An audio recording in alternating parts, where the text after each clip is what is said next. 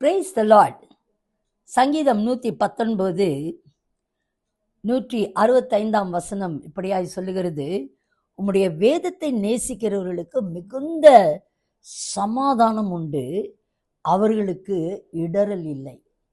அருமையான தெய்வஜனமே, இன்றைக்கும் கர்த்தருடைய ஆவியானவர் சொல்கிறார், நம்முடைய குடும்பங்களிலே அநேக சமாதான கேடுகளினாலே நாம் பாதிக்கப்பட்டு கொண்டிருக்கிறோமா? புருஷன் மனைவிக்குள் ஒரு சமாதானமின்மை, பெற்றோர் பிள்ளைகளுக்குள் ஒரு சமாதானம் இல்லை. நாம் கேட்கிற பார்க்கிற அநேக காரியங்களினாலே நமக்கு வரக்கூடிய சமாதான கேடுகள். Probably we are in panic today, in a sort of fear. But the Lord says one thing, உம்முடைய வேதத்தை நேசிக்கிறவர்களுக்கு, அவருடைய வேதத்தை நாம் நேசிக்க வேண்டும். படிப்பது ஒரு காரியம், ஆனால் நேசிப்பது என்பது you fall in love with God himself. வார்த்தை அவராயிருக்கிறார்.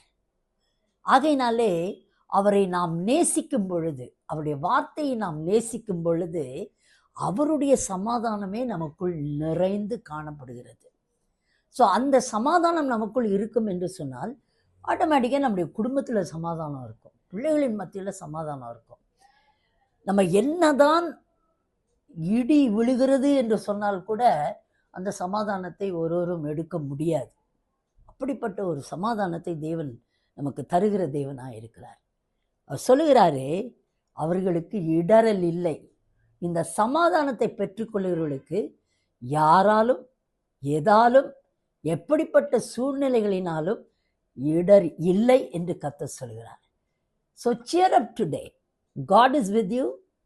வேதத்தை நேசித்து படித்து அதன்படி நடக்கும் பொழுது கர்த்தர் அற்புதங்களை அவர் செய்கிற தேவனாக இருக்கிறார். May God bless you with this prophetic word today. Amen.